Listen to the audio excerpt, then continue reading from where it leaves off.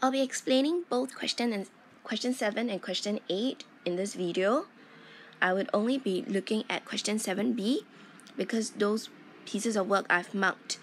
The girls have no problem with 7a. Now 7b reads, the Lee family also consumed 208 cubic meters of water in March. This is the amount of water they used.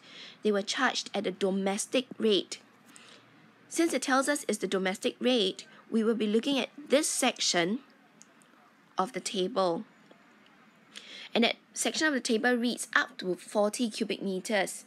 It means from 0 to 40 cubic meters, they will be charged at $1.05 per cubic meters. Anything above 40 cubic meters will be charged at $1.30. So if I were to draw a number line of the amount of water the Lee family consumed, it would look like this. It is altogether 208 cubic meters. Now for the first 40 cubic meters, they were charged at $1.05 per cubic meters. So how much would this part cost them? First 40 cubic meters would cost $1.05 per cubic meters times 40 cubic meters. And this would give you the amount that they paid for the first 40 cubic meters. Now, but what about this part here? How much water is still not charged for? This part here would be 208 minus 40, which gives me 168 cubic meters. Now, in this part, the part marked out in black is being charged at $1.30 per cubic meters. So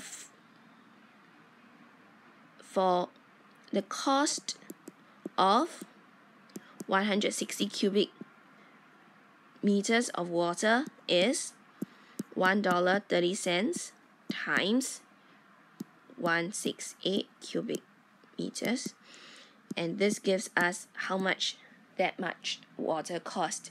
To find the total cost, you would need to add these two amounts to find the total cost. I think the reason why some of you could not answer question 8 is because you do not understand what it means.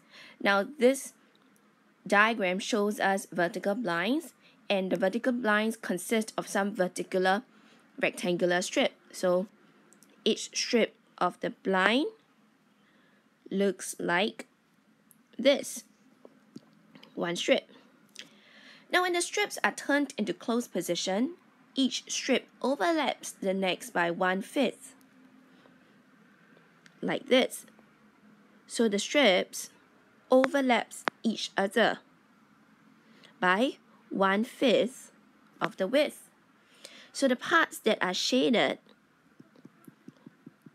is the part that overlaps.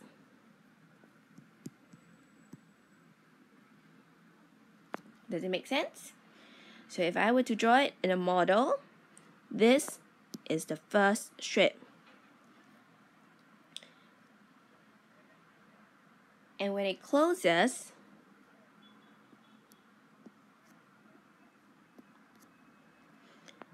this is the second strip. So the first strip is 14 centimeters. The second strip, do we see all 14 centimeters of it? No, we see 4/5 of 14 centimeters, right? We see 4/5 of 14 centimeters. Now the third strip, what do we see? Because it overlaps by 1/5 only. So the third strip, we also see 4/5 of 14 centimeters, and so on and so forth. So to do this question, I need to know what is 1/5 of 14 centimeters, which is the length that overlaps one strip. Length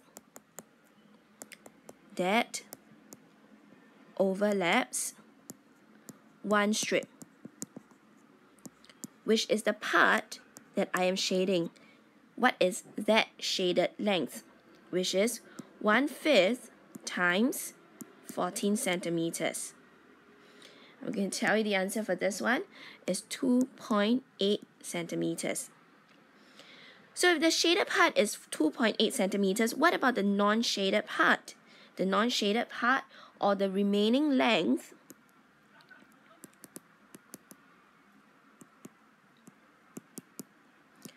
of one strip will be 14 centimeters minus 2.8 centimeters equals to 11.12 centimeters.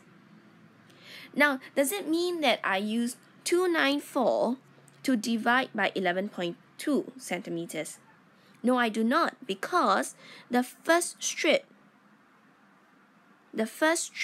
is 14 centimeters. So my first step, I have to find out the width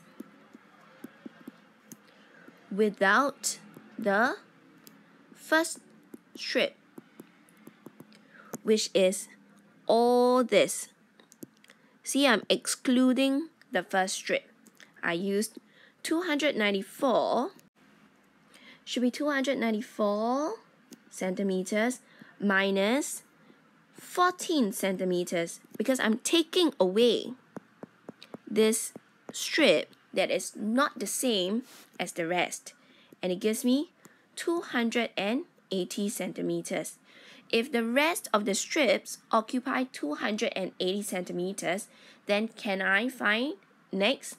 The next thing to find is number of strips. Number of strips of length 11.2 centimeters, and then I add that one more that I've taken away, the 14 centimeters one.